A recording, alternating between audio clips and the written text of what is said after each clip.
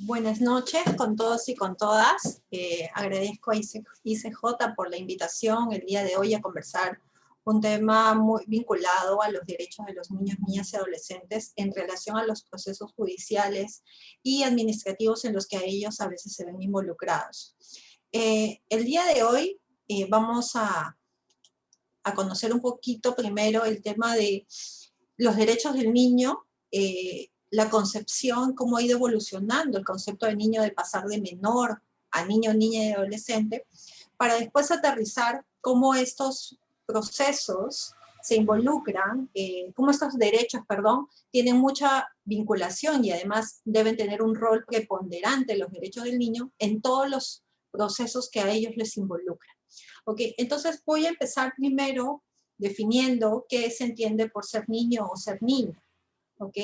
Parecería pues que esto es algo sencillo, pero siempre cuando analizamos y cuando vemos el concepto de niñez, desde el punto de vista de los adultos, solemos pensar que los niños son menos adultos o menos personas que los grandes y por lo tanto tienen menos derechos, menos facultades, menos posibilidades y que, digamos, son incluso, se dice, que son el futuro del país, ¿no? Pues no, los niños no son ni menos adultos ni son el futuro. Los niños existen hoy en el presente, son el presente. Y como presente que son, tenemos que darle las facultades y la dotación en las medidas de su capacidad, su madurez y su comprensión. Entonces vamos a empezar definiendo a ese niño no desde la concepción del ser menos adulto, ¿ok?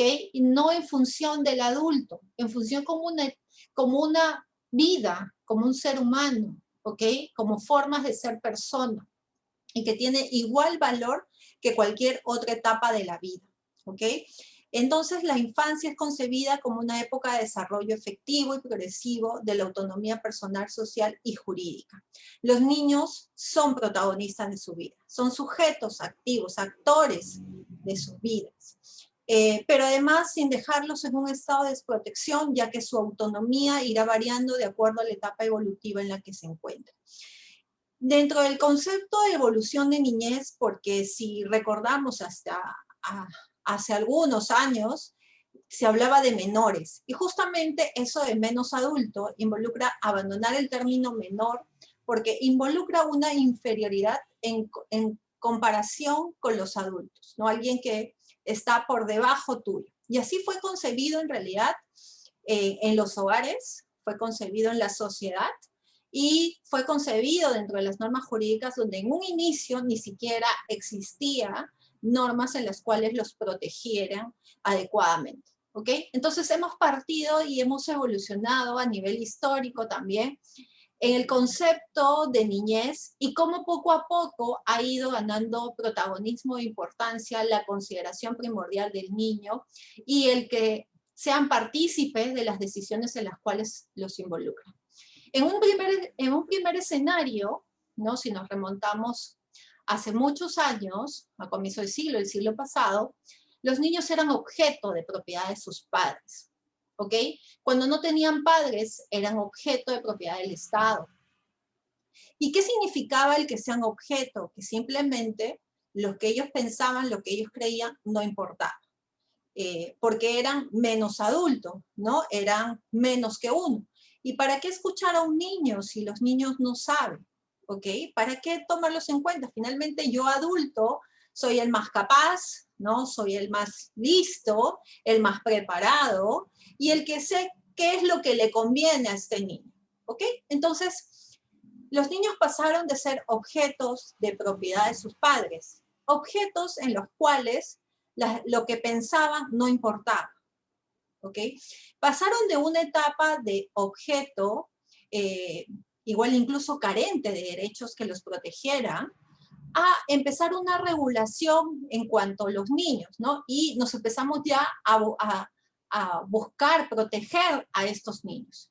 Entonces ahí aterrizamos a la doctrina de la protección de la situación irregular. ¿Ok?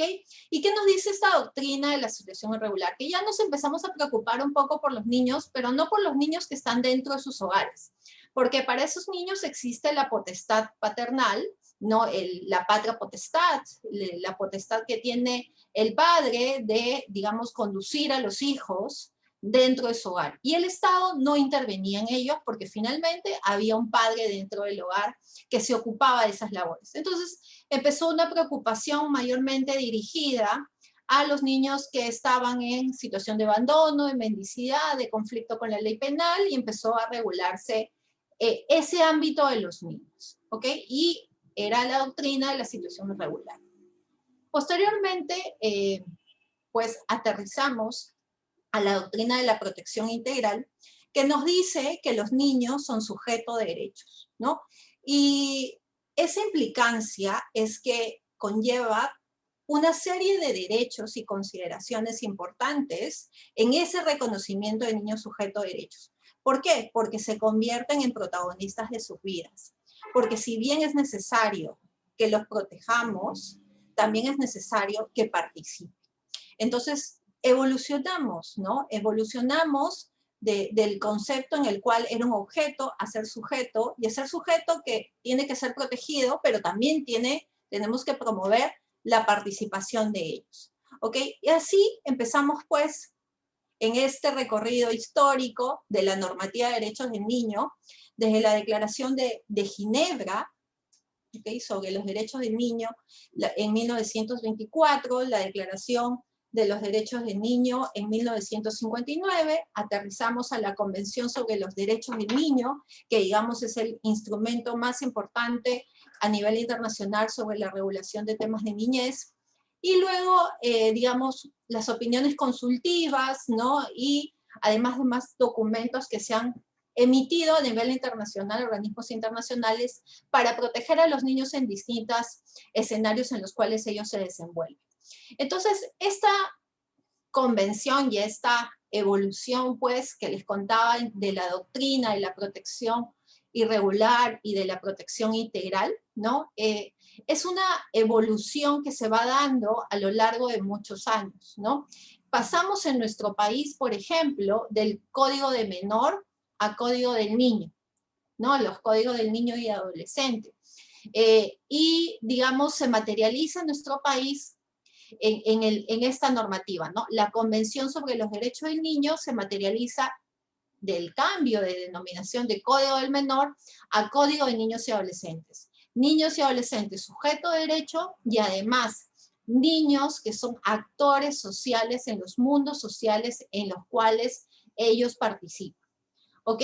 Entonces, es importante primero conocer la evolución para luego aterrizar, digamos, en este cambio de paradigma en el cual hemos crecido y en el cual todavía tenemos rezagos a nivel de los hogares, a nivel de las escuelas, a nivel de la sociedad e incluso a nivel de nuestras normas. Y una de ellas es justamente la del Código Civil, que lo sigue llamando incapaces, ¿ok? Ya sea absolutos o relativos dependiendo de la edad, pero sigue llamando a los niños incapaces, ¿ok? Y deberíamos apuntar a un cambio de paradigma, ¿no? Y apuntar a una capacidad progresiva de estos niños. ¿Qué involucra esta capacidad progresiva? Que yo no voy solamente a tomar en cuenta la edad, ¿no? Sino también el grado de madurez y las posibilidades de comprensión que tienen los niños para participar activamente en los asuntos que les involucran. Y este tema digamos, de participación en los asuntos que los involucra el que sean escuchados, ¿ok? Que sean oídos, pero además que sean informados de lo que está pasando, de lo que se está viendo en un determinado caso, porque finalmente las decisiones que se toman van a ser sobre la vida, no del papá, de la mamá, sino sobre la vida de este niño, ¿ok? O de esta niña. Entonces, hablamos pues de esta autonomía progresiva de los niños, reconocida en el artículo 5 y 12 de la Convención sobre los Derechos del Niño, que nos dota de instrumentos para dejar de objetivizar al niño y preocuparnos, y ahí va, que en todos los procesos en los cuales se va a decidir sobre un niño, se garantice el derecho a la opinión, el derecho a la participación y el derecho a la información de estos niños. Y que en la medida de su, digamos, de su progresión en cuanto a crecimiento, en su grado de madurez y en su comprensión, ¿ok? Se le vaya dando, digamos, mayor participación en las decisiones que a ellos lo involucren. La edad no es el criterio determinante para, digamos, fijar si lo que dice el niño no es acorde a su grado de madurez, a su comprensión, sino los elementos que van de la mano con edad, grado de madurez, y no solo la edad per se, ¿no? Como tenemos en el Código de Niños y Adolescentes que nos fija edades, ¿no? Que vamos a escuchar al niño, pero vamos a tomar en cuenta al adolescente en los casos de tenencia.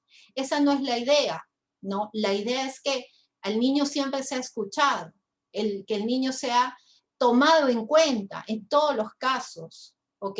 Y no solamente en que el niño, pues, por ser niño, a tu opinión vale menos, ¿ok? Entonces, esta autonomía progresiva va a implicar dos momentos importantes. Cuando el niño es más pequeño, ¿no? Obviamente, la autonomía es mucho menor, ¿ok? Porque claro, un niño recién nacido necesita al 100% del cuidado de sus progenitores, ¿no? Por lo tanto, las obligaciones y las responsabilidades del niño van a ser mucho menores a una edad temprana. Conforme van creciendo, ¿no? Digamos, y con la dirección y orientación de sus padres o de las personas que están a su cargo, el niño pues va a ir poco a poco y debe ir poco a poco asumiendo mayores obligaciones y responsabilidades. Porque la idea es que llegado a una, digamos, a una edad, ¿no? A un crecimiento en el cual este niño tenga una comprensión, ¿no? Una autonomía y que pueda él mismo tomar sus decisiones y no nosotros por ellos, ¿no? No lleguemos a niños adolescentes que terminan el colegio y que terminan estudiando lo que el papá y la mamá quieren y no lo que es la afinidad de esos niños, ¿no? Entonces, hay que tomar en cuenta su opinión, hay que tomar en cuenta su participación y hay que tomar en cuenta también que estos niños deben ser informados de las decisiones que lo involucran. Entonces, en base a ello, hay distintas normas que se han dado a nivel ya sea nacional e internacional. Yo les he traído acá algunas, no son las únicas, ¿no? Pero son las normas que, digamos, más importantes en cuanto a niñez, ¿no? Ya les hablaba de la convención, pero hay un documento importante que justo como el día de hoy vamos a tratar el tema digamos, del proceso en el cual intervienen los niños, que son las reglas de acceso a la justicia de las personas en condición de vulnerabilidad, que son las reglas de Brasil, y que ha servido de marco para un instrumento muy importante, que es el protocolo para la participación de los niños, niñas y adolescentes en los procesos judiciales. ¿Ok? Dentro de estas reglas se reconoce como personas en situación de vulnerabilidad a los niños, niñas y adolescentes. Como parte de ello, el Poder Judicial emite este protocolo que debe servir de guía a los jueces y juezas para que en el desarrollo de procesos judiciales tomen en cuenta ciertas directivas y lineamientos para atender adecuadamente a los niños, para recoger sus opiniones, su información, su participación, ¿no? Y para tomar conocimiento de los derechos específicos de los niños dentro de los procesos y además, pues, para que en todos los casos en los cuales a ellos los involucren, debe garantizarse que ellos hayan participado, ya sea directamente o a través de sus representantes. ¿Ok? Entonces, estas normas son algunas de las que desarrollan desde la ley contra la violencia de los integrantes del grupo familiar. Por ejemplo, los niños pueden denunciar directamente los casos en los cuales son víctimas de violencia. Los niños tienen también, digamos, la posibilidad de solicitar el acceso a la información pública, ¿no? Los niños tienen el derecho de opinar y participar en procesos de tenencia, de régimen de visitas, ¿no? en procesos en los cuales van a ser adoptados, ¿no? Y una serie de circunstancias de procesos que deben tomarse en cuenta, y también en las cuestiones cotidianas que los involucran, como le decía, a mayor autonomía, mayor participación y mayor también involucramiento en los temas que son que van a decidir sobre su propia vida, ¿ok? Entonces, ¿qué debemos tener en cuenta al momento de analizar un caso? O sea, esto es de manera general. Debemos tener en cuenta que cuando tratamos, digamos, procesos en los cuales se involucran derechos del niño, el derecho a ser oído, la opinión, la participación, ¿ok? Tener en cuenta el interés superior del niño, que es el principio rector que guía todos los procesos en los cuales tenga que ver el tema de niñez, ya la observación general número 14, el Código de Niños y Adolescentes, ¿no? La ley que fija parámetros para, digamos, el uso del interés superior del niño y su reglamento, han establecido, pues, lineamientos para la aplicación de este principio reconocido como derecho, ¿no? Reconocido como una norma de procedimiento y reconocido como un principio. Entonces, este interés superior del niño va a entrar a tallar en los procesos que a los niños los involucra. Y creo que se responde con una pregunta muy sencilla, que cuando vemos algún caso, preguntarnos, ¿y los niños qué? ¿No? ¿Y dónde están los niños aquí? ¿Y se escuchó el niño? ¿Y qué dijo el niño? ¿No? ¿Participó el niño? ¿No? Porque muchas veces se resuelven los casos desde la perspectiva del adulto, sin preguntarnos, ¿y el niño dónde está? Adicionalmente, y ya esto involucra en general los procesos de familia, el tercer pleno casatorio nos habla de la flexibilización de los principios procesales en aras de, pues, de encontrar justicia en los procesos de familia y no por un desconocimiento de las normas o de las formas privar digamos, a la parte más perjudicada del derecho que le corresponde. Y eso está muy de la mano con esta función tuitiva del juez en estos casos, ¿no?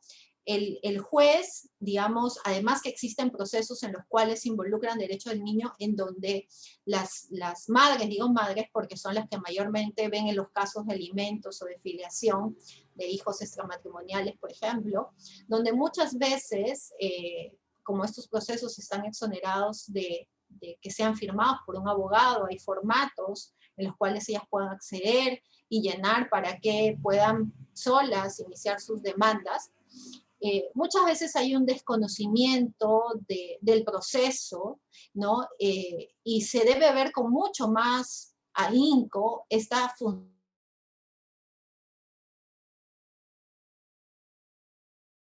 en estos procesos de alimentos o de filiación, en los cuales no hay necesariamente la participación de un abogado o de una abogada. Este interés superior del niño es también, les contaba sobre este principio, también ha sido reconocido, como un principio que está implícito en el artículo 4 de nuestra Constitución, cuando señala que el Estado y la comunidad protegen de manera especial al niño, al adolescente, al anciano, ¿no? A la mujer. Entonces, y las sentencias del Tribunal Constitucional así han entendido como un contenido implícito este principio de interés superior del niño en el artículo 4. Pero también es importante destacar, ¿no? Que cuando yo hablo de darle un contenido a las resoluciones al amparo del interés superior del niño, involucra que no solamente exista una alusión al mismo, ¿no? Es que no solamente mis resoluciones digan, y al amparo del interés superior del niño resuelvo esto, sino que este interés superior del niño tiene que tener un contenido, ¿no? Tiene que con la ayuda del caso concreto, de las vivencias del caso concreto, de los hechos del caso concreto, de los medios probatorios del caso concreto, decir por qué lo que estoy resolviendo es lo mejor para este niño, niña y adolescente. ¿Por qué de todas las salidas posibles, estoy optando por esta, y por qué estoy diciendo que esta es la que garantiza el interés superior del niño, ¿ok? Porque muchas veces encontramos resoluciones en las cuales este interés está nombrado, este principio está nombrado, pero no está plasmado de contenido que nos ayude a comprender cómo se ha aplicado este interés superior del niño. Bueno, ahora les voy a contar y nos vamos a centrar un poco en las 100 reglas de Brasilia de acceso a la justicia de personas con discapacidad, personas, perdón, en condición de vulnerabilidad que le contaba, que esta es una directriz judicial que emergió del consenso de 23 poderes judiciales de Iberoamérica. ¿Ok? Aprobada en el 2008 en Brasil y ratificada por el Poder Judicial en el Perú en el 2010. ¿Qué es lo que señala estas reglas de Brasilia en los casos que nos compete hoy día, que es los niños, niñas y adolescentes? Nos dice que los actos judiciales en los cuales participen ellos se debe tener en cuenta, ¿no? Que se deben celebrar en una sala adecuada, que se debe facilitar la comprensión utilizando un lenguaje sencillo y que se debe evitar todos los formalismos innecesarios, tales como la toga, la distancia física con el tribunal y otros similares. ¿Ok? Este documento sirvió de base al Poder Judicial para elaborar un protocolo para la participación de los niños, niñas y adolescentes en los procesos judiciales, y esto ha sido aprobado en 2016. ¿Qué nos trae este protocolo? Nos trae la capacidad del niño para formarse sus propias opiniones y obtener representación, y además la participación del niño en los procesos. Cuando nosotros vemos el Código Civil y el Código de Niños y Adolescentes, no en todos los procesos que los involucran queda clara la participación de ellos, ¿no? Por ejemplo, en los casos de autorización de viajes del niño, no hay ninguna referencia en las cuales se diga que, digamos, se tiene que contar con la opinión del niño. Se habla más que todo de la participación de los padres en calidad de sus representantes, pero no se habla nada de los niños. Así como eso, como ese, hay otros casos, ¿no? Digamos, en los cuales los niños no son escuchados ni tomados en cuenta. Entonces, este protocolo nos trae una serie de condiciones y de obligaciones y responsabilidades para los jueces en cuanto los niños participan dentro de los procesos judiciales.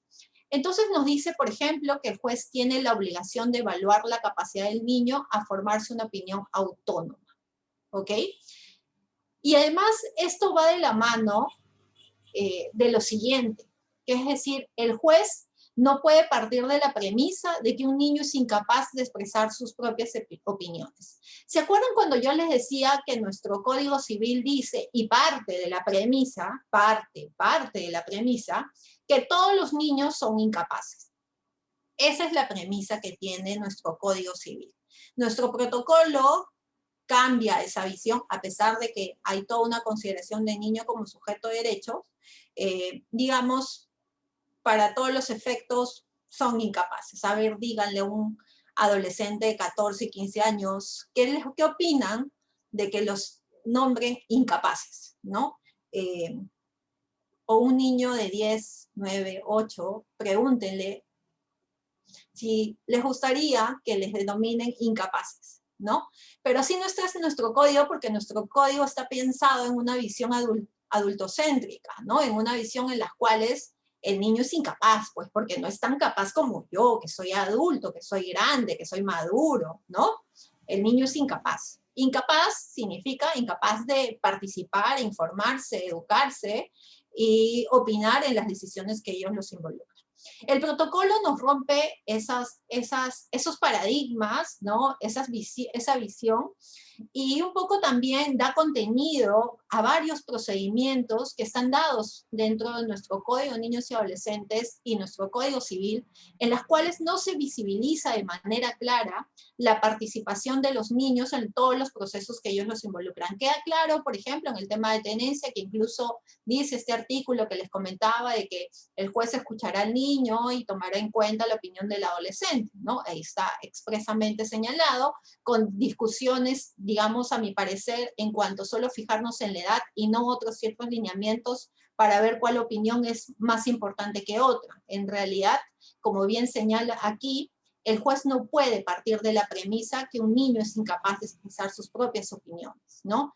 Todas las opiniones del niño, hasta de niños muy pequeños, ¿no? Con ayuda de psicólogos, porque ojo, nosotros tampoco tenemos abogados las capacidades para poder, digamos, interpretar algunas opiniones de niños que se plasman a través de juegos, a través de dibujos, ¿no? No podemos, pero debemos tener el apoyo pues, de otros profesionales, educadores, psicólogos, que coadyuven a garantizar que la opinión del niño realmente sea expresión de su voluntad.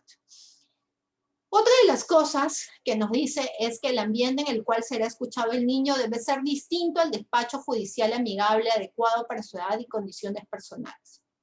¿Ok? Esto es un punto que está ahí también en el protocolo, pero los que hemos ido a la sede del Poder Judicial y que hemos tenido casos que involucran a los niños, vemos que esta situación muchas veces no se da. Sé que dentro del Poder Judicial también hay que reconocer que hay las salas de encuentro familiar en las cuales pues se brinda un monitoreo mucho más centralizado y más privado a los niños, ¿ok? Pero a los cuales no todos tienen acceso. Y también hay que entender y comprender por qué las limitaciones en cuanto a infraestructura y en cuanto a recursos humanos también son muy limitadas, ¿no? Entonces, la responsabilidad tampoco de garantizar todo esto no es expresamente de las autoridades, de los jueces, quiero decir, sino también digamos, a nivel presupuestal que se requiere de mayor implementación para que todos estos derechos en realidad sean garantizados. Porque cuando uno entra al Poder Judicial, un adulto, me ha pasado con señoras en las cuales se les acompaña el proceso, de por sí sienten un temor, ¿no? A entrar a una sede judicial, ¿a qué me va a decir el juez? Se sienten como que podrían ser cuestionadas, que podrían ser, digamos,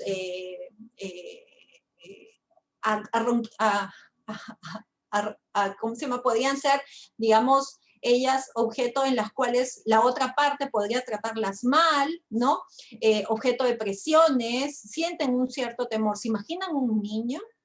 ¿No? ¿Se imaginan un niño que le digas, vas a ir al juez, porque el juez te va a hacer unas preguntas y te va a decir, ¿y por qué tengo que ir al juez? ¿Y qué es lo que...? Obviamente tienes que informarle, porque si lo vas a llevar tienes que explicarle de qué trata, y que sea lo más sincero posible, ¿no? Que transmita su opinión al juez, que le va a hacer unas preguntas, ¿no? Y además también tienen que haber unas directrices en cómo tienen que hacer esas preguntas. Y eso, digamos, no somos nosotros, nos tienen que orientar también otros profesionales que están más involucrados en el tema de los niños para saber qué preguntas son las más adecuadas, cómo abordarlos, ciertas capacitaciones que también deben ir de la mano para complementar, digamos, la implementación de este protocolo en los jueces y en realidad en los funcionarios, jueces especialistas, fiscales que ven temas de familia. ¿Ok? El derecho del niño a expresar su opinión no impone ningún límite de edad, ¿no? El niño es libre, o sea, debo presumir su capacidad, ¿no? El niño no tiene que probar que es incapaz. El niño tiene que dar su opinión, mostrarse su opinión, ¿no? Digamos, y ahí están los otros profesionales para coadyuvar que realmente lo que está expresando sea realmente lo que el niño quiere, la voluntad del niño quiere, lo que el adolescente quiere manifestar. El juez, para determinar, digamos, la madurez del niño, debe evaluar su capacidad de comprender y las consecuencias de un asunto determinado. Para eso se requiere, pues, que este niño esté informado, para que sepa qué es sobre lo que se va a decidir, qué repercusiones ello va a tener, ¿no? Y hablarles también en un lenguaje sencillo, ¿no? En un lenguaje comprensible. Muchas veces los jueces y los que estamos en el mundo jurídico nos gusta a veces usar muchas terminologías en latín y el lenguaje muy rebuscado. Si leemos, por ejemplo, las resoluciones judiciales, muchas veces estas son incomprensibles, incluso para personas adultas que están fuera del mundo jurídico. A veces nos pasa, incluso a los abogados, que tenemos que leerla 3 veces para entender bien qué es lo que quieren decir. Y nos pasa no solo con resoluciones judiciales, nos pasa a veces hasta con artículos que, digamos, tenemos que leerlo varias veces para entender. ¿Se imagina una persona que no está en el mundo jurídico? La comprensión del lenguaje jurídico es compleja. Adicionalmente, un niño, ¿no? Entender ello va a ser mucho más difícil, ¿no? Es mucho más complejo. Y por otro lado, no debemos de perder de vista que en lo que se va a resolver va a impactar en la vida del niño, pero no va a estar comprendida por el niño cuando lee lo que el juez le pone en el papel. Yo voy a decidir con quién te vas a quedar, pero pongo a fojas tanto, a no sé cuánto, ¿no?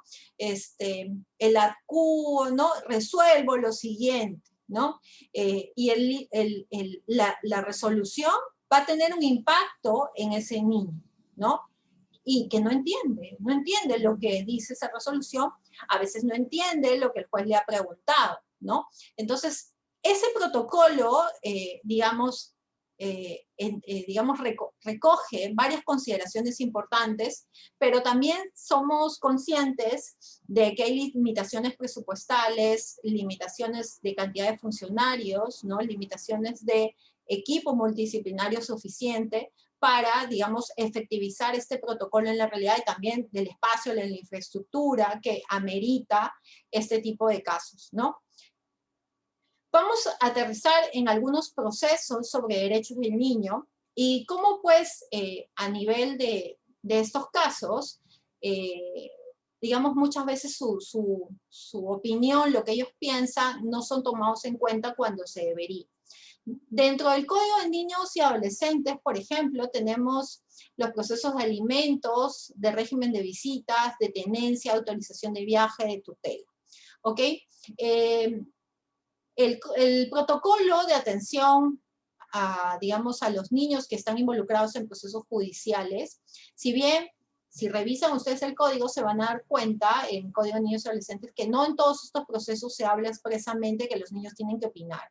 Sin embargo, el protocolo sí lo dice. El protocolo de participación judicial del niña adolescente dice el derecho a ser oído, el niño es aplicable a los procesos judiciales que le afecten, divorcio, invalidez, padres, tenencia, invalidez de los divorcio, perdón, invalidez del matrimonio, debería ser ahí, tenencia, régimen de visitas, autorización de viaje, autorización para enajenar bienes, acogimiento familiar, adopción por excepción, suspensión, pérdida y extinción de patria, violencia, ¿no? Entre otros, ¿no? El tema de alimentos, yo lo he puesto aquí, no está expresamente contemplado, ni está regulada la participación de los niños en los procesos de alimentos, porque, digamos, no se va a decidir sobre con quién este niño está, sino más bien el monto económico en el cual este niño va a recibir una determinada pensión, y actuar medios probatorios para ello en relación al niño es contraproducente, ¿no? Sin embargo, ¿por qué lo he puesto ahí? ¿Ok? Porque en este proceso de alimentos, en los cuales, digamos, se va a decidir finalmente sobre el niño, ¿no? Sobre la pensión del niño. El que se va a beneficiar de esta pensión de alimentos son los niños. Pero ¿qué pasa muchas veces en los procesos de alimentos? ¿Ok? ¿Y por qué lo he traído aquí? A propósito de la pandemia, yo he escuchado, y claro, tiene mucha lógica y también mucho sustento, mucho respaldo, el que muchos padres hayan perdido su empleo o que hayan reducido sus ingresos.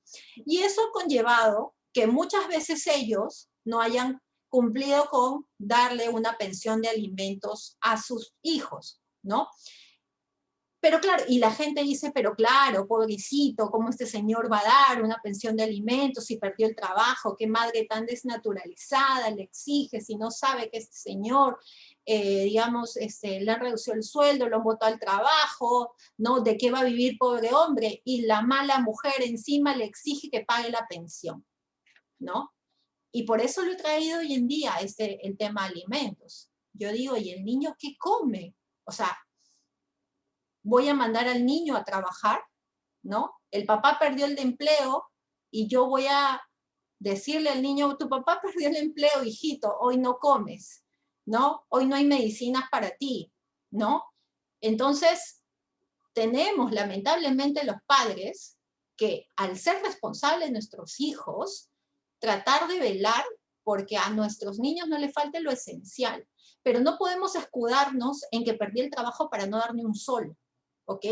Porque así estoy pensando en pobrecito el padre, pero no estoy pensando en el niño que tiene derecho, ¿no? A una mejor calidad de vida, a que sus padres, ambos, le brinden, pues, el sustento. Y por eso lo he traído aquí, porque hoy en día, en tiempos de pandemia, nos da pena, y claro, a mí también me da mucha pena, es el tema de la pérdida de los empleos y la pérdida de la disminución de nuestros ingresos, ¿no? Ha sido muy dura todo esto en la pandemia, pero no debemos, digamos, dejar de pensar en que tenemos a nuestro cargo niños que necesitan, pues, alimentarse, necesitan, digamos, vestirse, ¿no? Y que muchas veces las madres, ¿no? Se tienen que dar el 100% de sus ingresos, porque para las madres, y digo madres porque en el informe de la Defensoría, el caso en el cual las madres demandan, y no es estadísticamente, es casi más del 90%. Por eso es que digo madre. Entonces, yo no puedo decir, ¿no? Hoy el niño, ¿no? No come, ¿no? Y además, por otro lado, procesalmente también, en los procesos de alimentos, por ejemplo, para yo pedir la reducción, tengo que estar al día. Cuando esto ya está judicializado, una traba que es, para yo pedir la reducción, es que tengo que estar al día en la pensión de alimentos. Lamentablemente, nuestro sistema está pensado en la protección del niño y no en la protección del padre, ¿ok?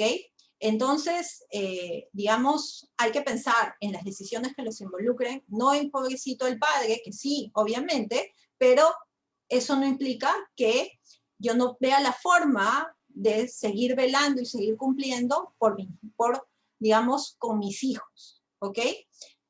Por otro lado, bueno, y en estos procesos sí, la participación de los niños es mucho más latente, es el tema en la tutela, en el régimen de visitas y en la tenencia, ¿ok?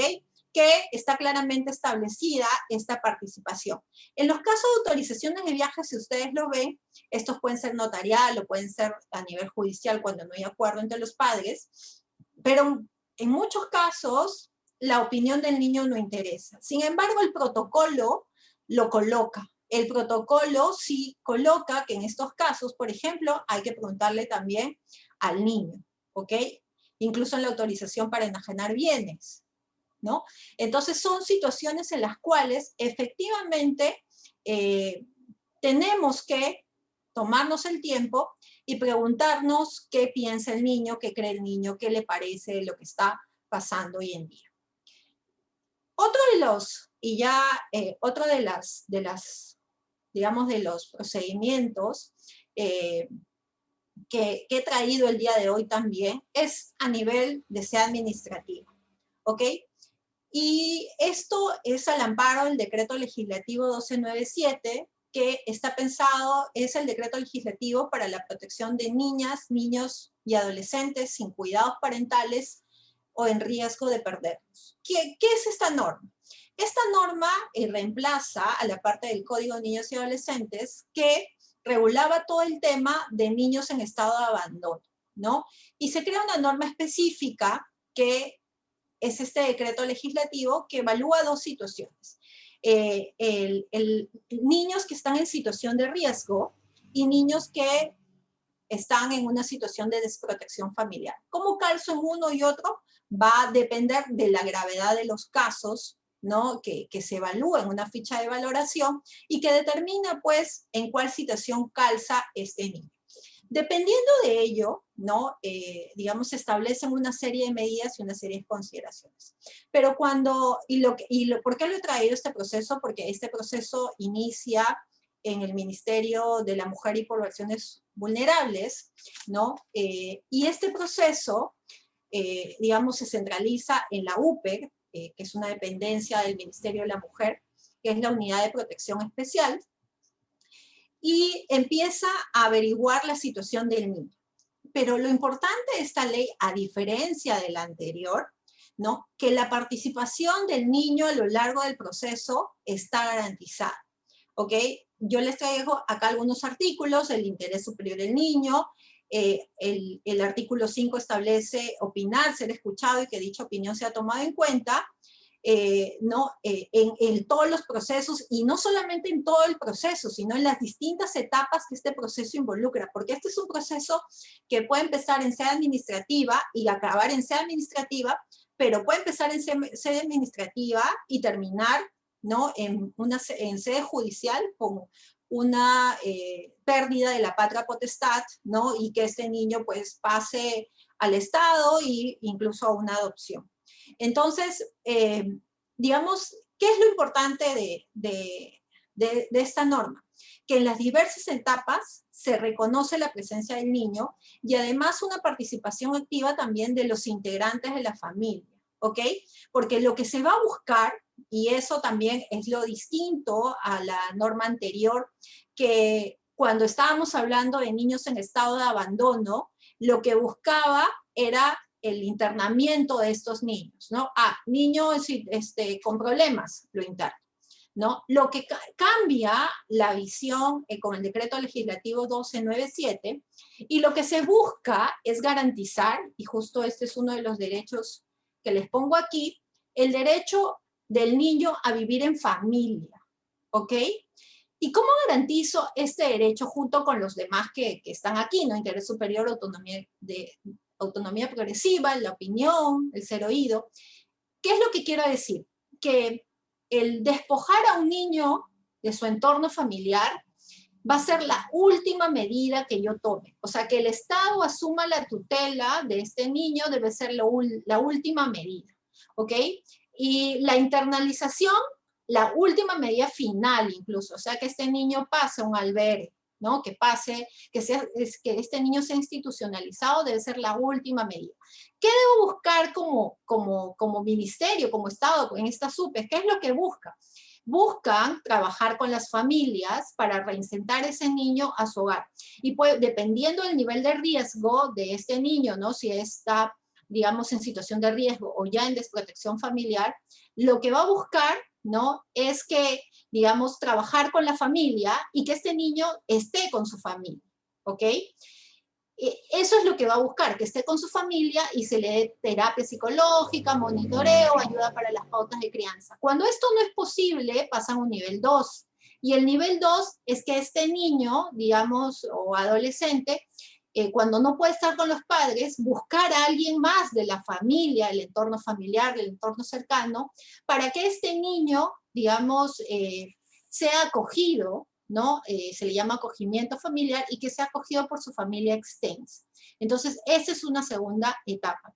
Y la última medida debe ser el acogimiento residencial en los centros de asistencia residencial o en los CAR, que es lo que justamente, digamos, busca garantizar esta norma, el derecho del niño a vivir con su familia, ¿no?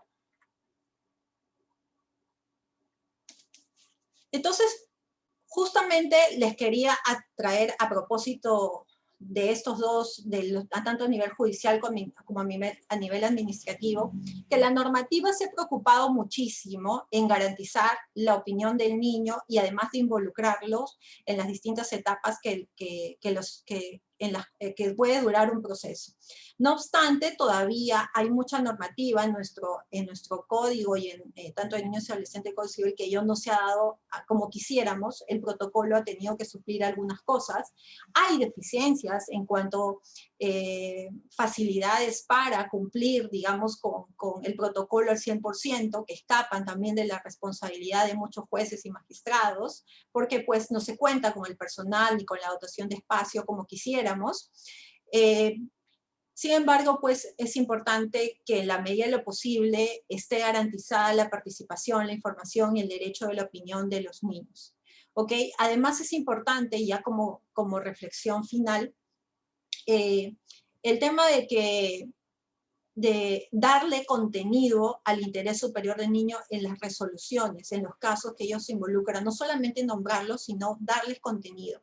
Y preguntarnos, ¿no?, por los niños en los casos que los involucran. ¿Y los niños qué? ¿Dónde están los niños? ¿Por qué? Porque finalmente, y como yo empecé diciendo, los niños son protagonistas de sus vidas. Y en los procesos judiciales que los involucran, no voy a decidir sobre la vida del papá, sobre la vida de la mamá, no, voy a decidir sobre la vida de este niño. Y tengo que preguntarme, ¿y este niño qué? ¿No? ¿Y este niño dónde está? ¿Y cómo lo protejo mejor? ¿Ok? Y eso va de la mano también con el tema de cuando yo garantizo el derecho a la opinión del niño, digamos, creer en nuestros niños. Y este elemento de creer en nuestros niños toma vital importancia cuando estamos hablando sobre todo de delitos sexuales, ¿ok? Cuando muchas veces per se decimos o pensamos, no, este niño está inventando, ¿no? Este está inventando cosas, ¿no? Y esa tendencia de no creer en los niños todavía no se supera, lo dice la adjunta de Niñez de la Defensoría del Pueblo, ¿ok? Entonces hay que también empezar a creer en nuestros niños y empezar a darle valor a lo que ellos dicen y a lo que ellos manifiestan y a las cosas que ellos nos cuentan.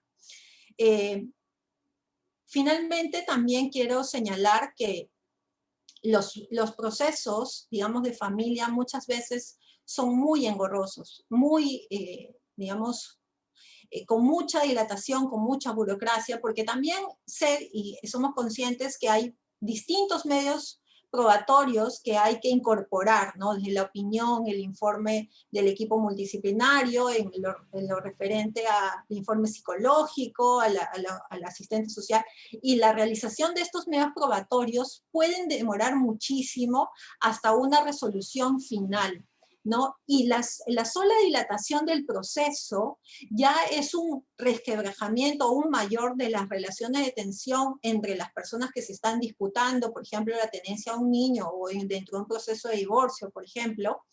Pero adicionalmente para el niño es mucho más complejo tomar que una decisión sea tan larga, sobre todo cuando yo lo que voy a resolver al final como juez va a ser una variación de una tenencia, ¿no? Cuando quizás debió hacerse mucho de manera más pronta porque se detectaba algo que no estaba bien o porque efectivamente, digamos, este niño, niña o adolescente es necesario que la tenencia sea variada, pero, digamos, ha pasado tanto tiempo que ya el daño que pudo haberlo ocasionado puede convertirse en irreparable, ¿no? La importancia de la celeridad en las decisiones también de los procesos de tenencia y además tener en cuenta que también se tiene que garantizar el derecho de los niños de vivir con su familia, sin tener consideraciones vinculadas a la situación de pobreza o discapacidad en las cuales éstas se pueden ver inmersas, sino el Estado coadyuvar a que puedan, digamos, generar facilidades y acceso para que puedan dar una crianza adecuada a sus hijos. Pero la separación de sus padres por situaciones de pobreza están prohibidas y así las señala expresamente el decreto legislativo 1297, que no puedo basar mis consideraciones en la situación de pobreza de los padres para alejar a un niño de ellos. Y finalmente, pues, hay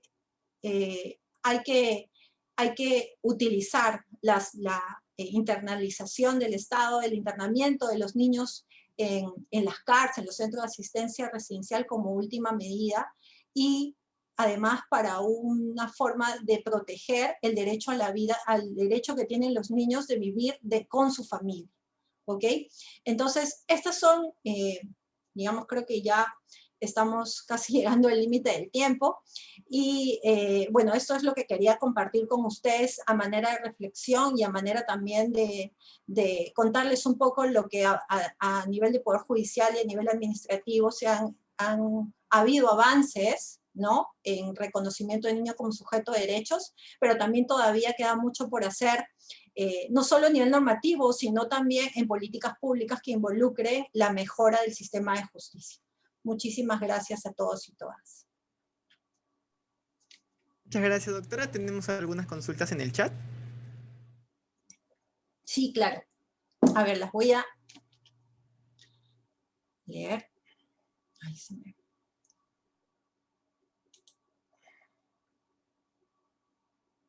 Ah, ok, empiezo por el último y allá.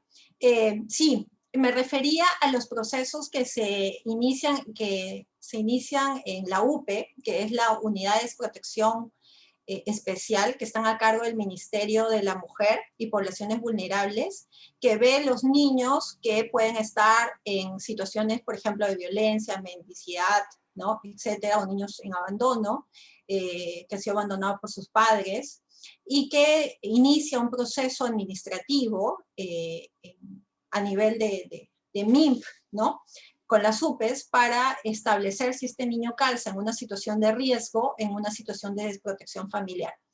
Dependiendo de ello, por ejemplo, el niño pasaría a tener la tutela del Estado, ¿ok? Entonces el Estado se convierte, digamos, en el tutor de este niño y el que va a velar porque este niño se reintegre ya sea a su familia de origen o por lo menos a su familia extensa. No, este proceso, y en la segunda parte de la pregunta, se puede iniciar ya sea porque la DEMUNA normalmente es la que trae este tipo de casos en contacto, porque así también lo establece la ley, que la DEMUNA puede coadyuva la ubicación de este tipo de situaciones, y pueden iniciarse en la DEMUNA y derivarlo, por ejemplo, al MIMP, o puede también uno ir directamente al MIM y tramitar este tipo de procesos en distintas situaciones, y además también, ¿no?, digamos, el mismo MIM puede detectar algún tipo de situación de este tipo y tramitar el caso. Cuando hemos visto, por ejemplo, a nivel de casos que salen publicitados de violencia contra los niños, va el Ministerio de la Mujer, ¿no?, a averiguar y ver, involucrarse, y ahí puede iniciar procesos de situación de riesgo o en desprotección familiar, ¿ok? O sea, lo puede hacer de oficio, a instancia de parte, derivado de la DEMUNA, ¿no?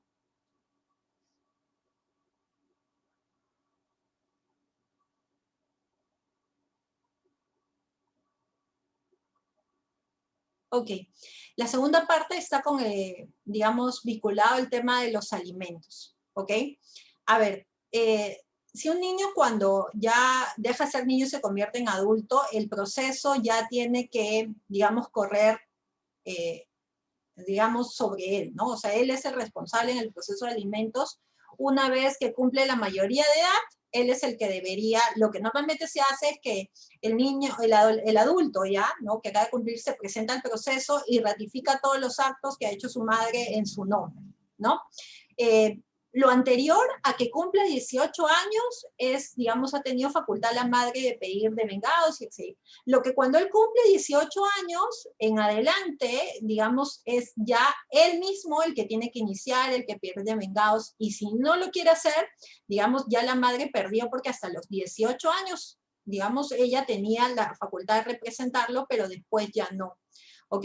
Entonces, ahí es importante tener en cuenta, digamos, que este niño se tiene que, de adulto, presentar al proceso, ratificar los actos que ha hecho su mamá, y, digamos, con eso pedir los devengados que corresponderían en total, ¿no? Si él no quiere, a ver, ahora, por otro lado, no es que siempre digamos, los jueces tomen eso, mira, acaba de cumplir 18 años, ¿no? Lo que ocurre en la realidad es que la otra parte es la que dice, ¿no? mi hijo acaba de cumplir 18 años, ¿no? Es el que pone en alerta, porque en realidad la pensión incluso se va a seguir dando si es que nadie digamos, pide la extinción de la pensión de alimentos, se va a seguir dando hasta que no exista una resolución que, digamos, que revierta ello, ¿no? Entonces, ahí hay que tener también cuidado de que no es que el juez, digamos, de oficio impulsa la extinción, ¿no? Es que es el impulso de la otra parte el que conlleva muchas veces a la extinción de la patria potestad, perdón, a la extinción de la pensión de alimentos, ¿no? Porque esta persona cumplió 18 años. Y si cumple 18 años, sí tiene que presentar un escrito ratificando los actos que ha hecho su mamá y seguir el proceso, ya no la mamá, sino el joven que ya cumplió 18 años, ¿ok?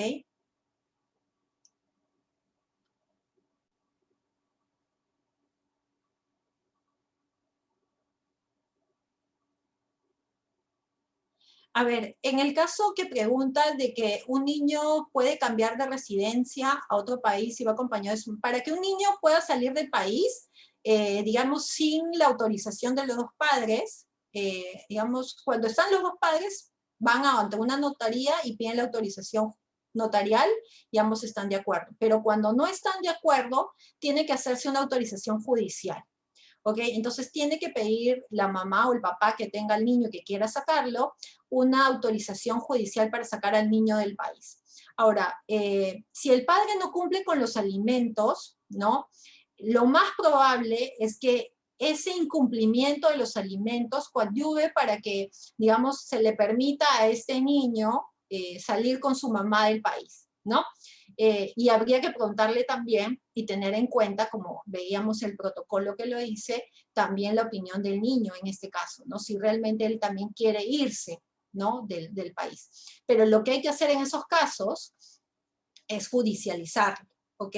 Yo lo que normalmente he visto que cuando los padres han incumplido los alimentos es mucho más fácil que el juez autorice el viaje solo a la madre, ¿no? Porque el padre ha demostrado pues que no tiene responsabilidad con su hijo. Ahí. Quería avanzar. Ah, ok, ya. Y creo que... Ah. Ok, Ana María, ya. Respecto a la adopción, bueno, digamos, hay tres modalidades, ¿no? Eh, y bueno, está la adopción judicial, ¿no? La adopción a nivel notarial para personas mayores de edad, ¿no?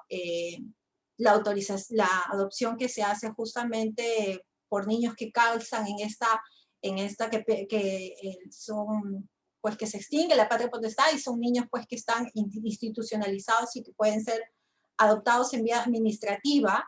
Y ahí yo sí tengo mis reparos en cuanto a los trámites y burocracia que se exige para el tema de la adopción de estos niños. Y ahora en tiempos de pandemia también me imagino, no he visto en tiempos de pandemia temas de adopción administrativa, pero me imagino que la situación, al igual que trasladada en los procesos ya judiciales de alimentos, régimen de visitas, también ha estado realmente abandonados, ¿no? Cuando no considerado como lo prioritario en una primera etapa y que recién ahora se están volviendo a retomar los casos, ¿no? Sin embargo, también creo que yo tengo mis reparos en la adopción, pero más que normativamente porque ha habido cambios importantes, ¿no? En cuanto a incorporación, por ejemplo, de los convivientes para facultad para adoptar, ¿no? En la consideración también se toma en cuenta ahí expresamente lo que dice el niño, ¿no? Más que todo el tema en sí de la tramitación, ¿no? Conozco de cerca madres y padres que han intentado una adopción que les ha demorado muchísimo tiempo y al final no la han conseguido. Entonces, sé que a veces eso puede ser muy duro para muchas parejas que ansían adoptar a un niño y en verdad muchas veces las respuestas no son conducentes digamos, a razonamientos realmente sustentables de que esta pareja no pueda adoptar un niño, ¿no? Entonces sí tengo mis reparos más que normativamente en el procedimiento, ¿no?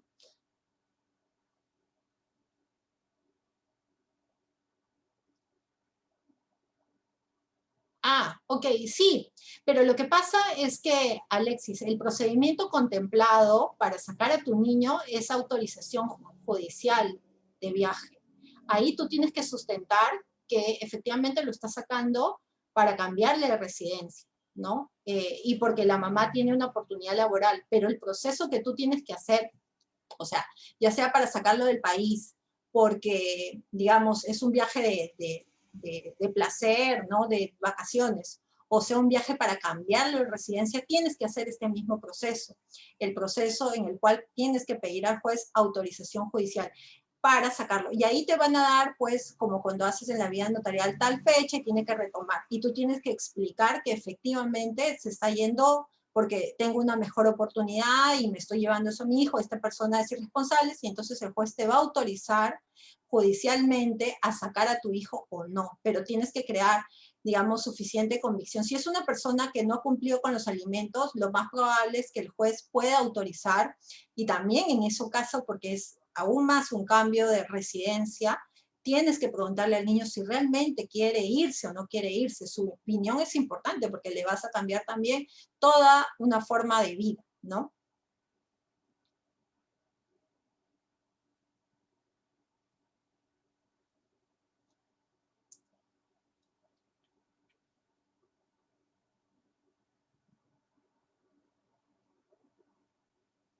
Sí, lo que sucede es que para el tema de el incumplimiento de alimentos, por ejemplo, incluso tú podrías pedir la suspensión de la patria potestad, ¿no? Bien claro, el artículo, a ver, dice, el artículo 75F te dice incluso que tú puedes suspender la patria potestad por negarse a prestarles alimentos. Entonces, si tú tienes esa consideración, es mucho más sencillo que sea favorable, ¿no? Justamente para que el niño pueda salir del país, ¿no? Ok, sí, respecto a la capacidad del niño, efectivamente, si es menor de edad, sí, en estricto sigue siendo restringida, ¿ok? Pero en la norma, ¿no? En la norma todavía hay normas porque incluso se dice que son incapaces, y cuando tú empiezas a leer la demás normativa, te das cuenta de que efectivamente muchas de las normas vinculadas a niñez que los involucran siguen tratándolo como personas incapaces. Sin embargo, hay norma que todavía está vigente, no ha sido derogada, por eso te digo, a la luz del protocolo, por ejemplo, nos das luces de que involucrar a estos niños involucra dotarlos de capacidad. La Convención sobre los Derechos del Niño, y además también nos habla de esta autonomía progresiva. El protocolo es un gran instrumento, pero si en cuanto legislativamente y en cuanto normas que aún están vigentes, hay normas que sí restringen la capacidad de los niños, pero este protocolo tiene que ser conocido por todos los jueces para que el enfoque en estos procesos, digamos, se involucre en responder y aceptar y validar e incorporar la opinión de niños en todos.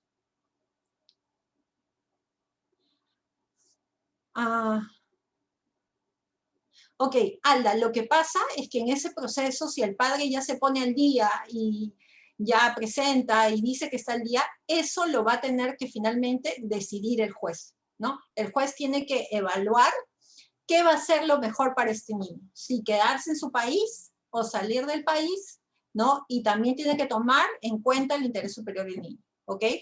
Pero yo no te digo que per se alimentos, el que solo lo demande sea causal, no, porque hay muchas personas que pueden ser demandadas y siempre han cumplido sus alimentos, ¿no?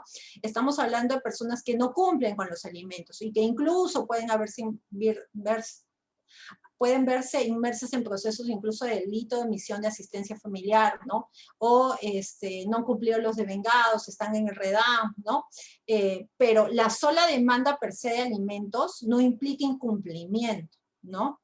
Porque cualquier persona que incluso cumple con la pensión de alimentos puede ser demandada por alimentos porque quieres un aumento, porque quieres que se varíe la forma, ¿no? Entonces, Entonces, eso es, digamos, lo importante y lo relevante que hay que tener en cuenta. ¿Ok? Creo que ya terminé con todas las preguntas.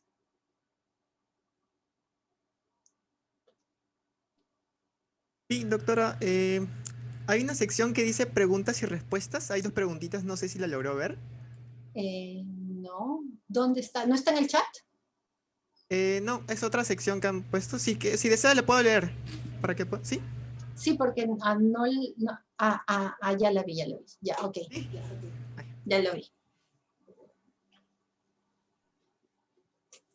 No, no, no, no. En el caso de los niños con discapacidad, digamos, la norma de discapacidad ha cambiado en general para todos los niños, niñas y adolescentes. Cuando yo hablo acá de la opinión, está incluido incluso el tema de los niños con discapacidad. Y si leemos el protocolo, también está incluido los niños con discapacidad. Y lo que te dice la norma es que hay que hacer, ¿no? Y si la leemos conjuntamente con la modificatoria en tema de discapacidad, hay que hacer los ajustes razonables para trasladar la opinión de esos niños con discapacidad, ¿no? Digamos, si es un niño que, digamos, dependiendo de la discapacidad que tenga, si es visual, ¿no? Si es discapacidad auditiva, ¿no? Tiene que generarse los medios para que la opinión de estos niños sea realmente escuchada, ¿no? Y eso sí está más bien claramente ya regulado en el Código Civil, ¿no? Con la modificatoria de las normas de discapacidad, los ajustes razonables que se tienen que dar, y eso se tiene que trasladar también a los niños, niñas y adolescentes con discapacidad en todos los procesos. Y el protocolo también hace una mención a ello, ¿ok? Ah, la segunda pregunta la preguntó por el chat también. Bien, doctora, entonces ya no contaríamos con más consultas. Ya, muchas gracias. Cuídense mucho. Un gusto de acompañarlos.